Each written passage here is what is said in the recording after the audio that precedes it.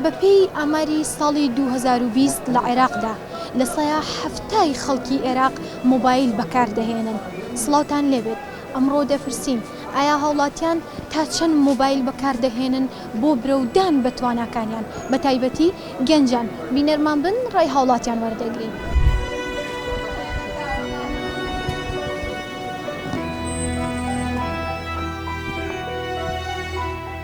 بابزانین تا چەند مۆبایل بۆتە هۆکاری ئەوەی برۆ بە تواناکانت بدەیت؟ ڕاستی من لەلانی خۆمە زۆر ئیسفادەم لێ کردووان بۆ کای ڕۆژانەی خۆمان بۆ پێویستی، بەڵام ئەگەر وەکو کاری باشە بەکاربێنێ مۆبایل بەجددی ئیسفادەی زۆرە هەیە.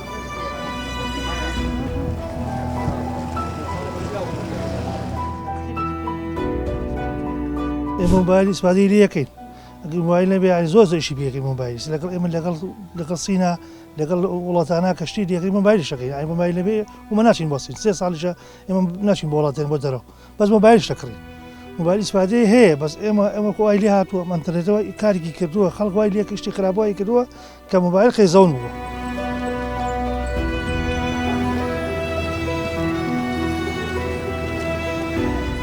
کاتانیکە دەستم بەتاڵ بێ شەوانە دەستم بەتاڵە بۆ سێرکردنی مۆبایل، بەڵام لە ڕاستیە مۆبایلیم ڕۆبۆتە گەورەترین کێشە بۆ هەموو هاوڵاتی و بۆ خێزانەکانیش. بۆتە کێشە بۆ هاوڵاتیان؟ وەڵای ڕاستیە تۆ سێرەکەی دانیشی لە ماڵەوە مناڵە گەورەیە کچە ئافرەتە هەمووی مۆبایلی بەدەستەوە، یعنی مەجالیەوە نیە دوو قسەکەی دوو میوانکەی هیچ ڕێگایەوەی نیهێشوێتەوە. بەڕێی من ئەو کاتەی کە مۆبایل هاتووە تەسەوور کە زۆرترین کێشە ڕوویکردوتە کورد. سێرەکەی ڤیددیۆیەکی هێشێکە ناگای لە خۆی نییە بڵاویەکەن و لەم تیکتۆکەیە هەزار سوکایەتی و قسەی پێکرێت.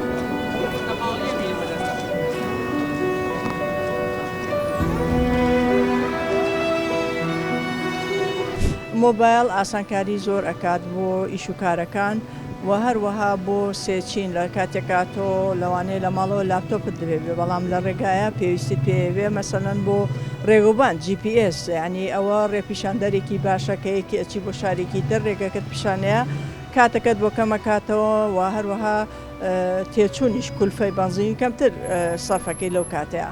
مۆبایل سیلاحێکە چۆن بە عەرەبیڵێ دوو حەدەین، دوو چەمکە، چەمکێکی زۆر بە خراپی بەکارنەیە و چەمکێکیشی بە باشی بەکارهێنرێ بە تایبەتی بۆ لێکۆڵینەوە بۆ شرۆڤەکە خاستەن شرۆڤەکاران. لەبەرەوە ئەرکی حکوومەتە کە شوێنی تونگ برێتە بەر و بە تایبەتی وەزارەتی ناوخۆ و بۆ خێزان پاکجێکی تایبەتی هەبێت هەموو خێزانی ئیجبار کرێت کە ئەو پاکجە بەکاربێنرێ بۆی مناڵەکانیان سوودمەند بن بۆ ئەو ڕێگای ئەبینین لە مستەوای علمی مناڵ بە تایبەتی ئەو خوێندکارانەی لە قۆناغی ئامادەی ئەوانە زۆر دابەزیوە و ئەمەش تەکنۆلۆژیا تەسیرێکی زۆر خراپی هەیە بۆ تاقی دەماخی داخل دەماخی مناڵ کەمەکاتن.